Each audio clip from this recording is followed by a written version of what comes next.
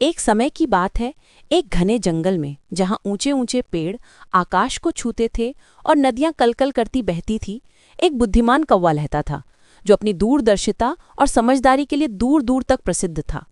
उसी जंगल में एक चंचल बंदर भी रहता था जो स्वभाव से जिज्ञासु था, लेकिन कभी कभी उसे जीवन की गहरी बातें समझने में मुश्किल होती थी।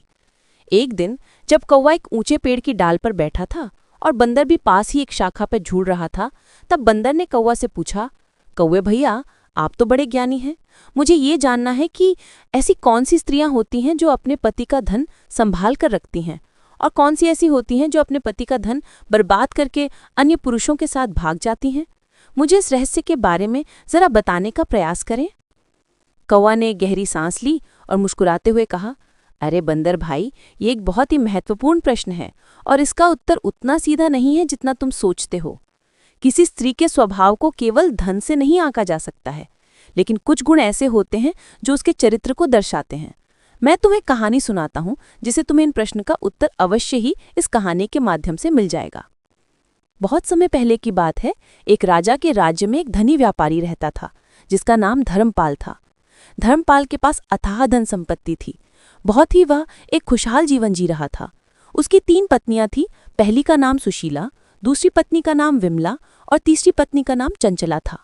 धर्मपाल अपनी तीनों पत्नियों को बहुत प्रेम करता था, लेकिन वह जानना चाहता था कि वह हमारी कौन सी पत्नी है जो हमारे धन को सबसे अच्छे से संभाल सकती है।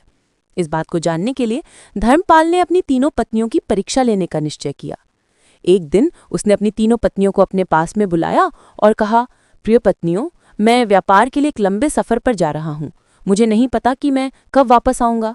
तुम तीनों को मैं 1,000 स्वर्ण मुद्राएं देता हूँ और कहा, तुम इन मुद्राओं का उपयोग अपने हिसाब से करना।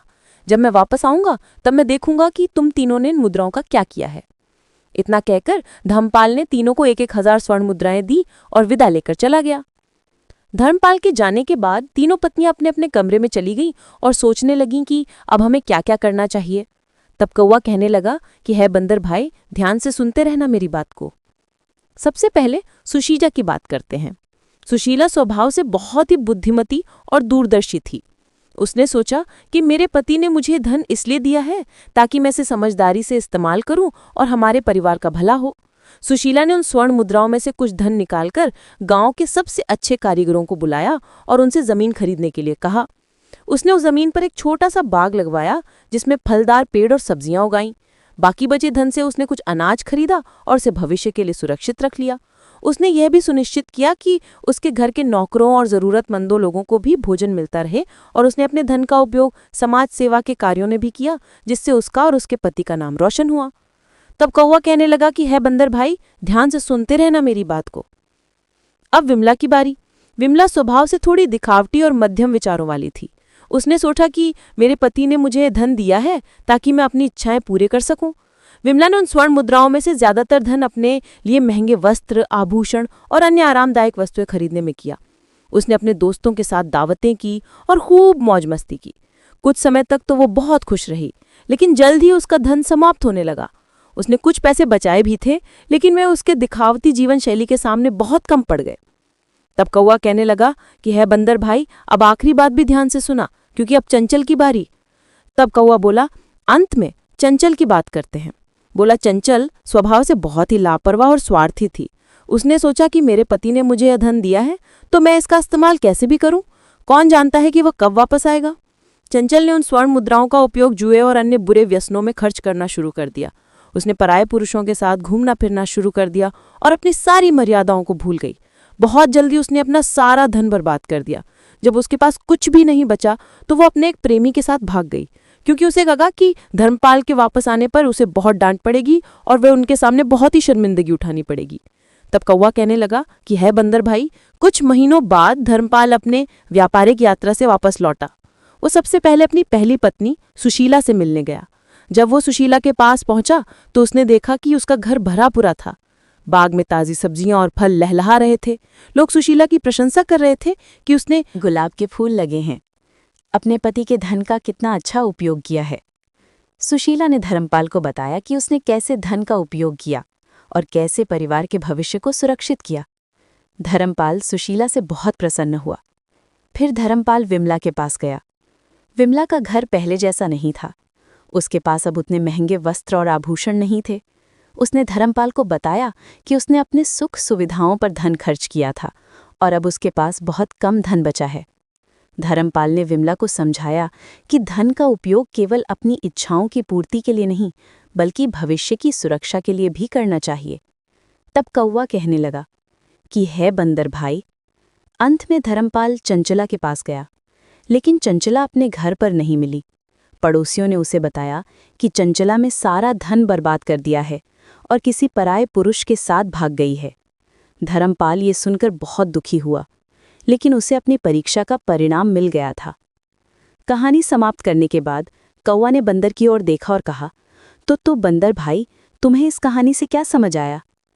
बंदर ने कुछ देर सोचा और फिर बोला, कौवा भैया, मुझे समझ आया कि जो स्त्री बुद्धिमती होती है, दूरदर्शी होती है और परिवार के भविष्य के बारे में सोचती है, वो अपने पति का धन संभाल कर रखती है।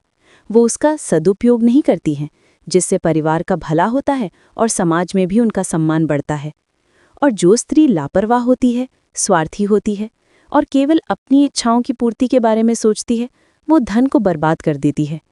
ऐसी स्त्रियां धन की कमी होने पर गलत रास्ते अपना सकती हैं और अंत में अपने परिवार और अपने पति को भी छोड़ सकती हैं। बंदर ने सिर हिलाया और कहा, बिल्कुल सही कहा तुमने कौवा भाई। ये केवल धन के बारे में नहीं है, बल्कि चरित्र और मूल्यों के बारे में है। एक अच्छी स्त्री वो होती है जो अपने परिवार के प्रति समर्पित होती है, समझदारी से निर्णय लेती है और आने वाले कल के लिए सोचती है। वहीं एक बुरी स्त्री वो होती है जो स्त्री दौलत में अंधी होकर अपने और अपने परिवार दोनों का हित करती है। तब कौवा कहने लगी, बंदर भाई, ये कहानी हमें ये भी सिखाती है कि किसी व्यक्ति के बाहरी रूप रंग से उसके चरित्र का अनुमान नहीं लगाना चाहिए। असली सुंदरता और मूल्य तो उसके गुणों और कर्मों में छुपे होते हैं। बंदर ने कौवा को धन्यवाद दिया और कहा, कौवा भैया, आपने मुझे बहुत महत्वपूर्ण ज्ञान दिया है। मैं इस कहानी को हमेशा याद रखूंगा। कौवा मुस्कुराया और बोला, ज्ञान बांटने से ही बढ़ता है बंदर भाई। हमेशा याद रखना, एक सच्चा साथी वही होता है जो सुख और दुख दोनों में साथ दे और परिवार के धन और सम्मान दोनों की रक्षा करे।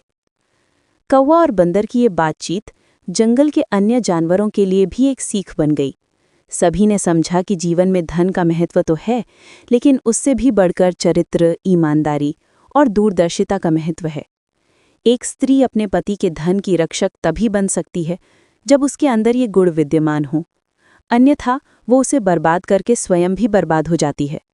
ये कहानी आज भी हमें यही सीख देती है कि हमें अपने रिश्तों और जिम्मेदारियों को गंभीरता से लेना चाहिए और धन का उपयोग समझदारी और नैतिकता के साथ करनी चाहिए। दोस्तों, आपको हमारी ये जानकारी कैसी लगी? आप हमारे लिए कमेंट के माध्यम से ज़रूर बताएं। वीडियो पसंद आई हो तो वीडियो को लाइक करना और हमारे राधा रानी यूट्यूब चैनल के लिए सब्सक्राइब ज़रूर करना। वीडियो पूरा देखने के लिए आप सभी का बहुत बहुत धन्यवाद। जय श्री कृष्णा, जय खाटू श्याम।